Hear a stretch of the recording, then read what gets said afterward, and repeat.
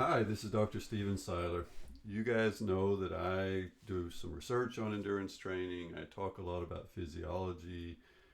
Sometimes I collect data from crowdsourced efforts based in Twitter. But today I want to talk about the only situation where I actually coach somebody one on one, and that is actually my daughter.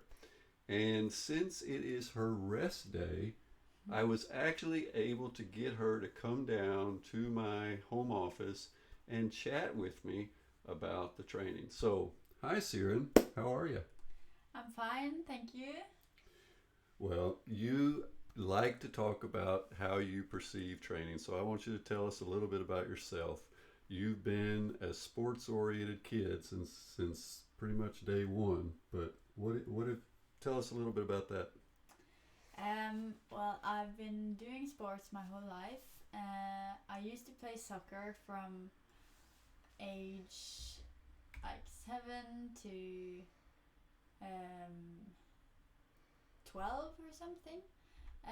I also did karate 1 year. Yeah, for like One two day, days. one day. You said you were going to become a black belt after the first workout, and then after the second one, you said, "I can't do Yeah, this." it wasn't my thing. It was an all boys club, and yeah, it wasn't very fun. But so I did soccer, and I wanted to be like the best, become a football player. But then I started dancing, and it turned out to be even more fun. And I started doing cartwheels and stuff on the soccer field, which my dad didn't really like. That's right. I remember when I watched you do a pirouette at midfield while the action was going on a few meters away. I realized your football or soccer career was going to be pretty short. Yeah. Yeah. So, but I did like to do both for some years. It wasn't that serious in dance at first, but this was when I was still pretty young. So I think it was when I was like,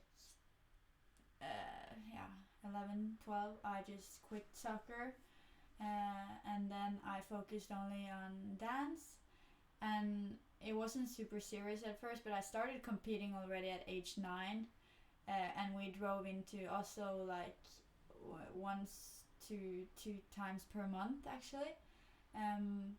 So it was a lot of fun, and we trained a lot, and I was very independent, and then I just like to do all the I like the dancing, and I like the physical training, the running, the strength, everything. Maybe more than the actual choreographies.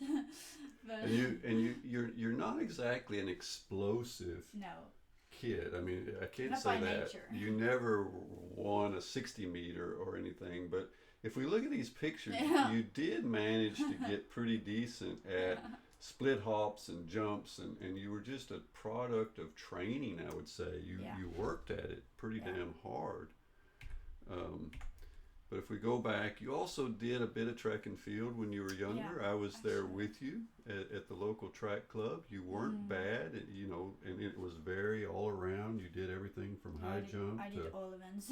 shot put to I think you didn't like necessarily those longest runs because I think there were one or two girls that And beat me, beat and I you. didn't like to get beaten, so I was it kind of made me very angry because I didn't like to be number 2. So then I just felt I sucked at it because I didn't win, and that happened like 2 times. So I decided, nope, this is not gonna work, Yeah, and I quit. so really, you did not see yourself as a distance athlete No. at all as a No. kid or as a young Well. preteen. Mm. But during dance, you did occasionally do like 30-minute runs. Yeah, or we actually didn't have a trainer here in Kristiansand from like when I was in middle school or pre-high school. Yep. So we did a lot of independent training, and we were like a group of 5 girls who had to actually rotate the trainer responsibility, and I was often in charge of the run and strength sessions. So we did a lot of intervals, like 1 minute hill repeats, and like just bang on as hard as we could up the hills. But they didn't really like me as a coach because I was too hard and strict on everyone. But I did everything myself, so that was kind of the give and take from being both a coach and athlete at the same time. So I did what I wanted to do, and then they had to hang on the days I was in charge though. So what we can say is you weren't afraid of suffering. You liked to work hard. Yeah. I don't think you were a natural dancer in the sense of that you had lots of rhythm, but you loved to train, and you managed to become pretty good at it. Yeah. So I also just like to work for something, just improve and kind of see how good I could become, and I got to a pretty far or high level. So So you made it to top 5, 6 in Norway, and you competed in the UK and in Sweden. So you were a good dancer, but it had a cost, and the bottom line is that towards the end of all this 10 years of dance, you did develop an eating disorder. Yeah. And we're not going to go deeply into all that, but it was a struggle, and it's still part of the equation that we have to be very careful with and respectful of is energy balance.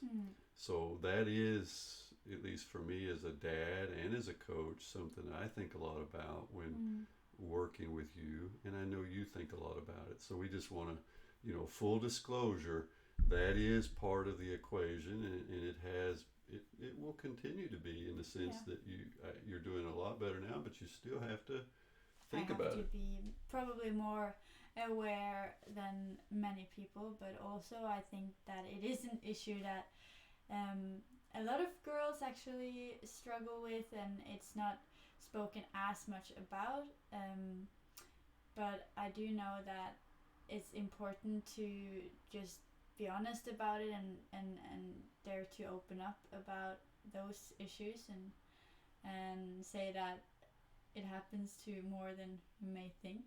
Yeah. So yeah, it helps to just being honest about it, and then just thinking of it as the past, but still something that needs to be taken care of. And it's an Achilles heel that you're aware of. And that's just my weakness. And right. So eventually, running actually, you kind of had an interest in running all along, and you, as we talked about, you weren't afraid to do hill repeats and little interval sessions, but nothing was really ever longer than, say, a 30-minute run while you were dancing. And then at the sports high school where you went, which was 5-hour drive away, but we kind of ended up using running to help you get out of the eating disorder, but at the same time it was a darn challenge, because you were using something as a goal, but it was also tough on you obviously as an energy demand. Yeah. So that was tricky. Yeah. And it didn't go perfectly smoothly. No. So we started out in June. You said, I want to do some running. We picked out a little local road race that was going to be in August as kind of your first little goal. Yeah. And you started running. It was a big goal, actually. And I actually even, because I knew all along the third year, the second semester at NTG, the sports high school, that I wanted to start running when I was done dancing, and I was kind of really looking forward to it. And I would say that running was actually what helped me out of the eating disorder, the worst mindset, kind of, because it gave me like a new purpose and a new goal, and something that it was for me, and I really wanted to run, and it felt like it was my sports. Yeah, so we got started, and you started running. we dug into the archives here, Yeah. and we did find that you did. I remember you ran with me a little 10K just for fun, and you were 12, I guess, or this was in 2012. So how old Yeah. were you then? You were 14. Yeah, 'cause you're and born in I 98. did it 2 years, so I was like maybe 13, 14 those two times, and I did the same time both years, but I crashed the one of them. So this was, you were, this is what you could do without ever really running specifically. Yeah. So then we get started. You start doing some actual running training, 40, 50 kilometers a week. Yeah. You only trained for a couple of months. Yeah, I only because I had like lung. Oh yeah, you had developed bronchitis. Yeah, I did. I had that summer, so I was like not be able to even train at all for like 3 weeks because I was on antibiotics. But then I started training like for maybe 1 month. Like it was just a 3 week peak from like being in no shape at all, and then the goal was in August. 2017. Towards the end of August, I think. Yeah, it was towards the end of August, Yeah. so it was like in July, August. So 40, 47, you had been on the treadmill. I had tested you. I had a feeling you could actually run under 42.3, and you did. Yeah. And then, but My you goal were was you were 45. you didn't know how fast you could run. So I think you then the next race was only maybe 4 or 5 weeks later. Yeah. And bam, 37. So that was pretty good. That was more like representative of what I was really able to, because the first time I didn't even know how to pace a 10K. I just started jogging, and then I felt pretty good and started picking up people. Right. So then you kind of hovered there. September, October, December, you did a little local run, 37. But I got to be honest, this is where from December to, you went to a training camp in March and kind of had a relapse. Shit got bad. Yeah, you really got into, you just started training too much. Yeah. And anyway, so the bottom line, I took away your heart rate monitor. Yeah. I was getting pretty skinny, pretty sick, basically. So I had to stop running. Yeah, and you had heart arrhythmias. Yeah. So it was full stop from June to December 2018. It was maybe worse than it sounds. I didn't even think about getting back into running. It was just so far out that it was just like, yeah. We'll just leave that there. But the bottom line is that even within this short period, there was another 6-month period of no running, just healing, trying to get your body and your brain back on track. Yeah. But then December, January 2018-19, you kind of got back into it, healthier, and progressed pretty well. So August 2019, you did a track, 3601, 10,000 meters. Yeah, so this was after some months with like relearning how to train almost as a runner, I would say, because I couldn't just train for a couple months, then be back in a hole and then try to climb out again. I had to just learn the new way, kind of. That's a really good point, and that's when you really we started figuring out. After August, I would say, like, Yeah, or I would say, even in the months prior to this, we did learn some things about how your body worked, what you could handle. You told me at one point, you said, well, Papa, to find my limits, I have to cross them and then come back. And I think you did that several times. I've done that a few times. Both in terms of volume and in terms of intensity. Absolutely. So, for example, one of the big lessons we learned in this period that you responded really well to was to back off on those hard hit sessions. Zone 5.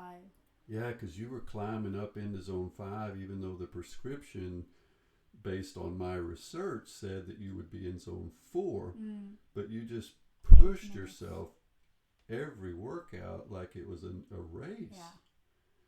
And eventually you fell apart. You started just And so what did we kind of just made a rule about intensity on those sessions. 90% is just hammered in my head. Just stay within 90% of heart rate max zone 4. And then I know I don't climb too high. Yeah, and it worked. Yeah. You were able to accumulate minutes at that intensity, and then you went off on a tear and actually, PR'd in August, PR'd again in September, and then you did a half marathon also in September where you really brought down your PR there because you had done a debut half marathon in May 2019, so 1 year ago. Yep. So at any rate, this was a period where you learned a lot, and then we get to 2020 and you've got some key goals. We decide you're going to do a half marathon, a quality race on a flat course, and then build from there into the 10K season and some more track races maybe. Right. Yeah. So we go down, you and I, to The Hague, Den Haag. You do and we plan for that, and we kind of get towards a peak, but it's not going to be too much of a peak because you're going to move from there straight into the 10K season.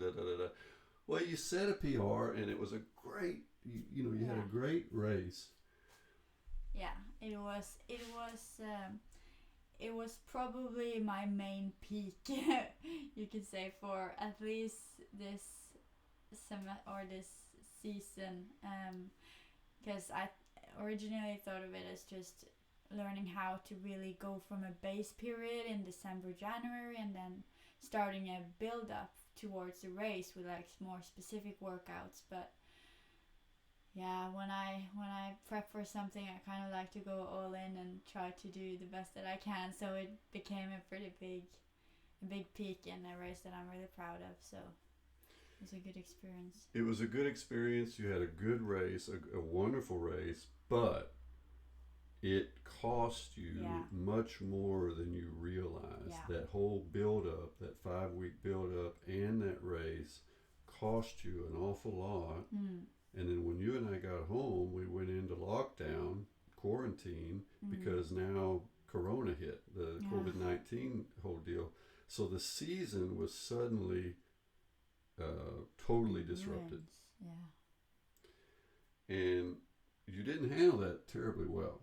No, it was pretty hard because I even ran the day after Den Haag, but obviously after a race and especially a good race, you're kind of on a high, so you just want to keep on running. And in my head, I wanted to PR in the 10K like a couple weeks after, and so I just trained as normal, but it was very, very stupid, and I felt very, very bad. So what I learned was that after like a big peak for especially a half marathon, and obviously a marathon, I did need to take like 1 to 2 weeks with like maybe no running the first week, and then gradually build back in, because my crack came like 3 weeks after. So it was some unnecessary weeks of just digging a larger hole, I guess you could say. Yeah.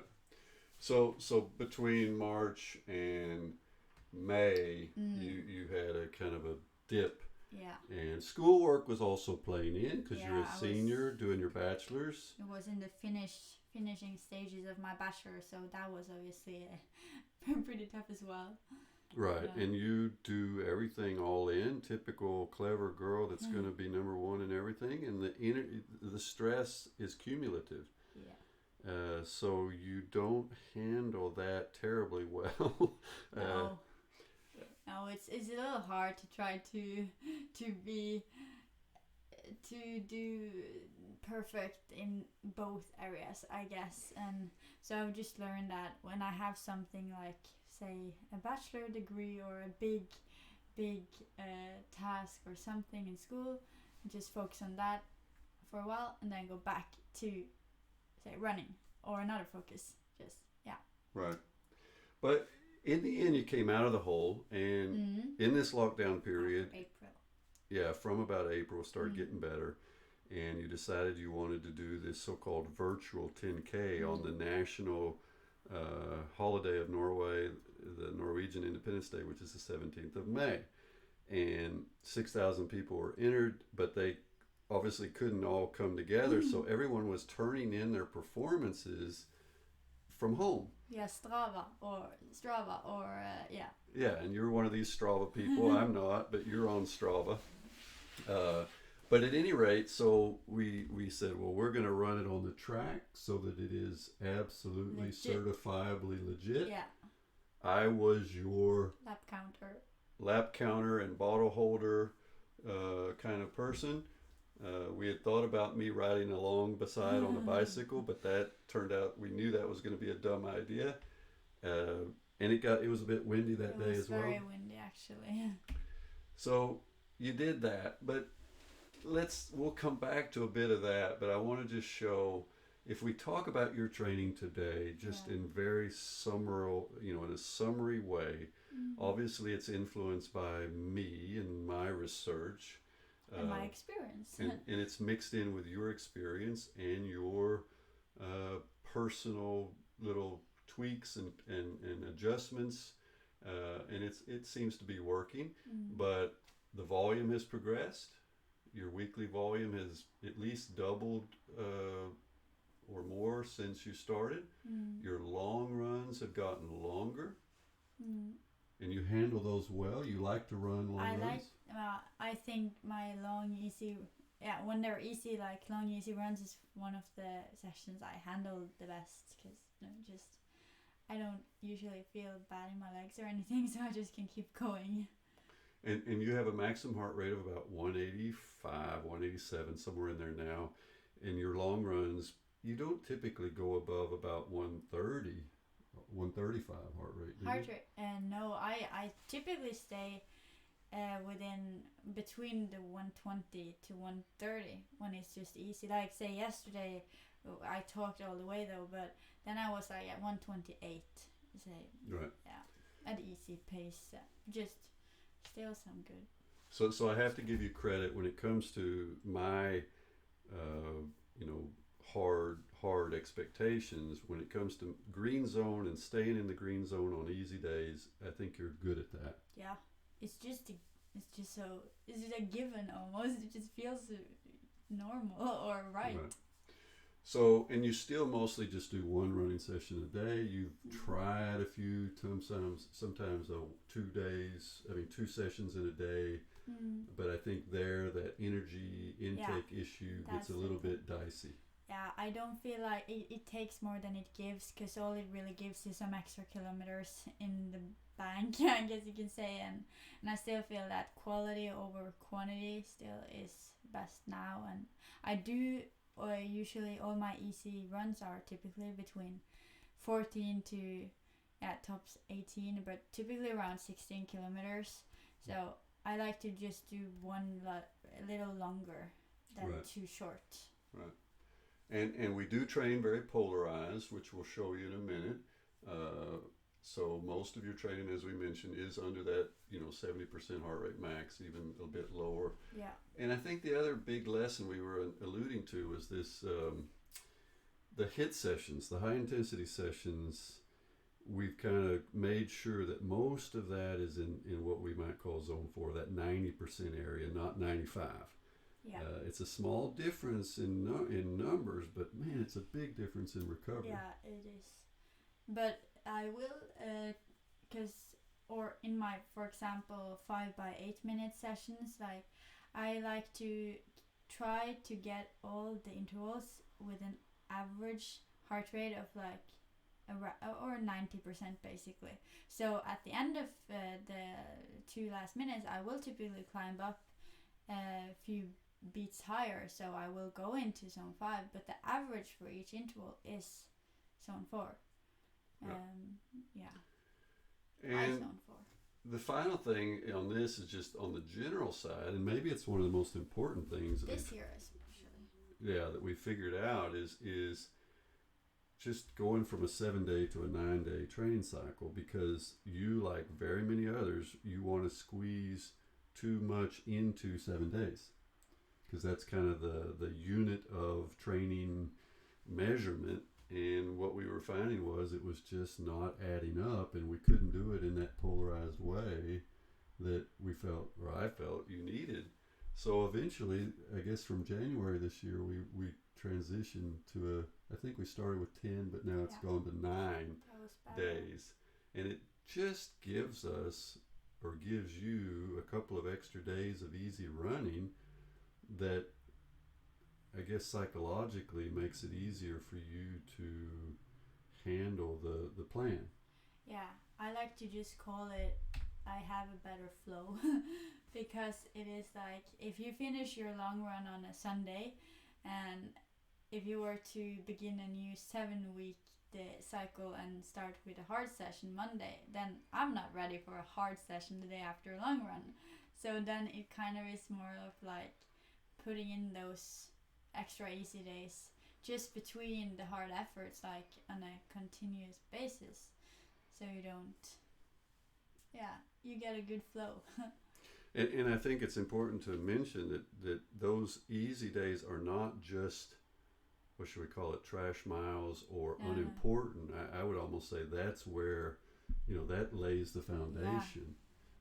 Because your fitness is very apparent from how your body handles those long runs, easy runs, so it's easy that people say, well, easy, that means you're just waiting until the next workout. That's right.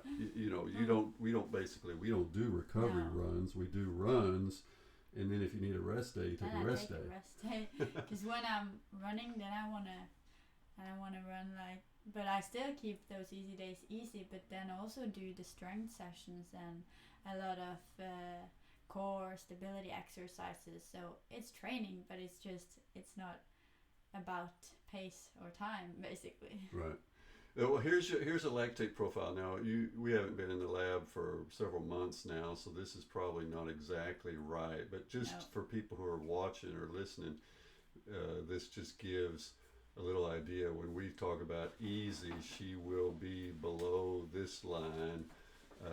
This is that threshold area, and then somewhere between typically 16 and 17 kilometers an hour on the treadmill, she has hit that second turn point, and those are those zone 4 and up deals. The heart rates here are a little bit tricky because you get a bit nervous during treadmill testing, so I think your heart rates are probably a bit lower out on the road without your dad yelling at you, or without the silence, without a needle about to be stuck in your finger and stuff like that. So anyway, here's your actual training intensity distribution from your heart rate, you use Polar Flow, and we'll probably need to get a new watch, but so far so good. This is the last 5 months. We just finished May. You went in and did the calculations, or let Polar do the calculations. So these are the 5 zones based on the treadmill testing, and you are pretty darn spot on when it comes to this idea of polarized training. 85% of your training minutes, because this is time and zone, 85% are under that first threshold. About 5% of your training is in the threshold area, and then about 10% of your total training is in that red zone, orange, red, it depends on how you want to call it. And I think the other thing that's important to show here is that this versus this is, here's where we've made a good improvement, that you don't go into zone 5 too much. And you do most of your hard sessions in that zone 4. Notice here, this was the build up to that half marathon, and this was where you were digging a hole a bit. I mean, it was pretty damn tough. Yeah. And that's why I think after that marathon, or half marathon, I'm sorry, you felt like a marathon. Yeah, you had been working. You'd been doing a lot of quality work. Yeah. So this was a bit probably over what was sustainable for you. Yeah, it wasn't sustainable, but still I feel it was for those peaks, especially for the half, when you are gonna run long for at a high speed, then it really gave me confidence to do those big sessions and like just get many minutes in that zone and at the speed I was supposed to run at. So I feel like Well, let's look at some of those sessions. Yeah, good transition. Oh, I guess this was actually your PR. Yeah, this was the PR run just to show that it was legit. We took the lap times, but that gives you an idea. You went out pretty hard. Wasn't it really intentional? No, because you did not. I can say, and I can put my hand over my heart. You said, I do not want to know lap times. I never do. So the only time that entire 25 lap experience where I said any kind of a lap time, I just told you what your 5K split was after 12 and a half laps. Yeah. And it was 25. That's right. So you knew you were running right on that. Your goal in your head was sub 35. Yeah. Or I could feel it. But you it got tough towards the end. Yeah. But then you found a gear and managed to find and secure the sub 35 number at the very end. So that was nice. And I mean, you were basically all alone on the track with wind on the backstretch hitting you in the face every time. That was pretty hard. It was a good effort for sure. It's not official because it's not in a race, but it was on a certified track that's been used for international races. So we know it counts. Now let's talk training. So this was training for the half. This again, if you look at this was 9-day cycles. You see there's a bit of symmetry in the sense that we build that way. We've got these so-called easy runs coming in between the developmental sessions, you might say, or the harder sessions. Some are on the track, some are on the road, some are on the treadmill in this period. So this was the progression. It was basically 3 9-day cycles that led to the planned peak in the Hague, with a 1 week kind of taper at the end of that. So people can see, for example, what a hard session was geared at. We were kind of trying to do still a little bit of speed work for you because that's your weakness, some tempo runs. So the goal was to do a little bit more so-called threshold training. But if we get to this one, I think this is kind of where things got interesting. For example, that hard session on the track, I prescribed 6 times 2,000 meters. So that's 6 times 5 laps with a 400 meter float between those. So based on the prescription, we're trying to dial you in to half marathon pace. Yeah. And so what did you actually do? Well, I started a session and I just tried to run on heart rate and feel and just add a half marathon effort basically. So I got to 6 and it felt pretty comfortable, and as you can see on my heart rate it was pretty stable, and I was within the 90 percentage range. But then I just didn't really feel done. I felt like, okay, this is a big session. I'm gonna make it a real quality session, and tried to just amp up the pace a little those last ones. But the heart rate stayed pretty even, so I just did 9, and on the 8th I was able to do 10k pace. And I pushed pretty hard there. Heart rate max was a little higher, and I felt, I actually thought I can do 10. I should do 10. I want to have 20Ks of intervals. Then I did the 9th and the pace came down a little. So then I decided, okay, 9 is enough. It's just 3 more, then my dad said to do, so that's okay. Well, yeah, so I'm glad you stopped at 9. But this is kind of this is typical for the way things work when I prescribe, is that I try to be sensible, and you sometimes do what I say, and sometimes you stretch it a bit more. But fortunately, with this 9-day basic rhythm, and you being very good at keeping the easy days easy, that still works, because if you feel good, you can go a little longer. You don't usually go harder, but so you sometimes add segments. You add bouts to an interval session, and that's kind of where you've been. So if we go to the next session, you kind of change that one too. Yeah.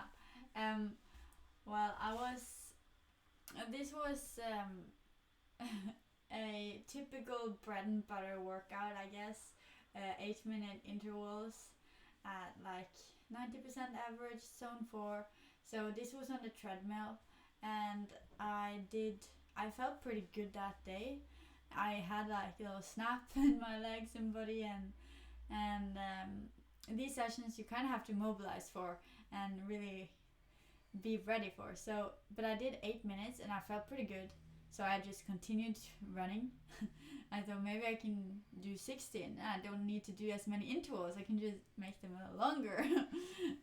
But then I actually continued to run, and I had this little sub 35 10k time goal. I knew the pace for it. I stayed at that pace and just decided to do that for 10k or 35 minutes exactly. So yeah, it was. So you get caught up in numbers sometimes, or in the speed. In the peak periods I do, but not when it's all effort based. But when I'm allowed to kind of push a little, as you see, it's low zone 4 to zone 5, then I kind of trust myself enough to say, if I feel good, then I can go for it. As long as I know I have an easy day tomorrow, an easy day the day after, like intensity wise, then I'm not afraid.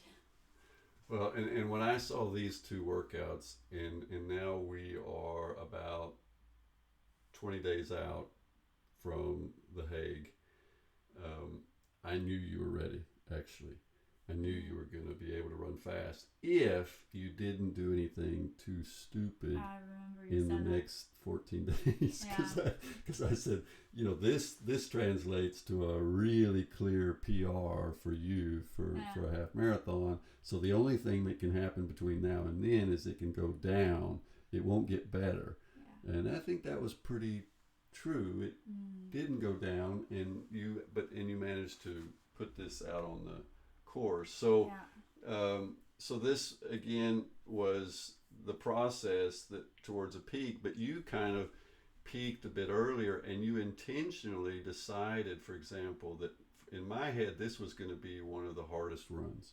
Yeah, and I was supposed to be 6 days to race on that Tuesday, or it wasn't a Tuesday, but at least that was supposed to be 1 week out. But I decided to do that for the long run the week before, actually.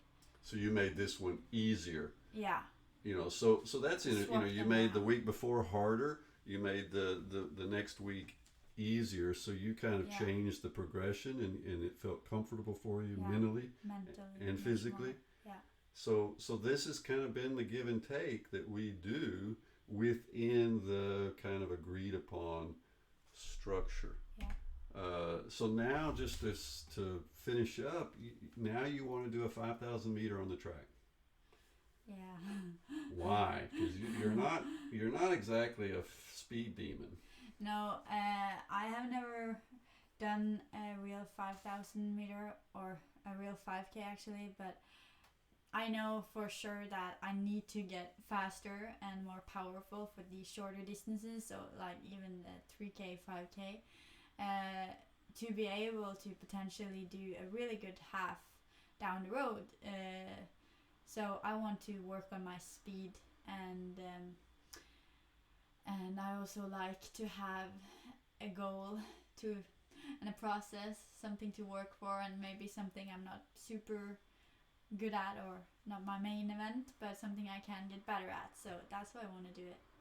Right, and we've learned. We know that the very best runners, even if the long term goal for you is maybe to run a good marathon down the road 5 years from now, we know that builds on really solid 5K speed. Yeah, obviously you can't really run that fast half if you don't have that speed. Right.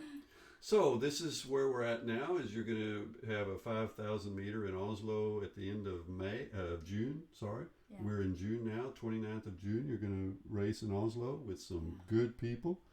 Yeah. Hopefully. Faster than you, some of them. Yeah, probably. But not all of them. We'll see. So now, only thing we're doing, same structure, but just like Lego pieces, just changing the goal pace on those hard sessions a bit, so that you're getting comfortably uncomfortable, I think is the term you've used, with the pace. Yeah, it's a foreign territory, a pace that feels unnatural for me. So for you, sure. 3:29 is kind of typical. Now that's your 10K pace. Now we're going to be down in that 3:23-4 kilometer speed, which is a big difference. Yeah. But just your challenge, like here's the prescription for a couple days from now, and this is a much shorter workout than you're used to. Yeah, it seems almost, it looks a little weird, because in my head a 5x1K or at that pace that's like just far out my comfort zone, I guess you could say, that workout mentally and physically feels almost more demanding than say a 6x2K at half marathon pace with like a 5K warm up and cool down, like 25 kilometer total workout. Like that's okay, but this is almost tougher for me to be ready for. Yeah, and my concern for you as coach is I do not want you to try to turn this into what you're good at. No, I so know. You have to keep the speed high but keep the volume low, and your tendency has been, well, if the speed feels too high, I'll just slow down a little bit but then do a lot more. Yeah. So this will be the trick. This will be the tricky part for you, is to let this be part of the progression and learn how to do shorter, faster sessions. And then the other thing I will say is the last practical comment is that the long runs you do during this build towards the 5K, they are getting shorter. Yeah, that's intentional, because I feel doing a 30K long run like for 5,000 meter, it just drains energy more than it really needs to when it focuses on speed and the quality sessions for the 5K. So then we reduce them. Yeah. So that's the plan. I guess we'll know how this all works out in a month or so, and maybe we'll chat again. But this is our process.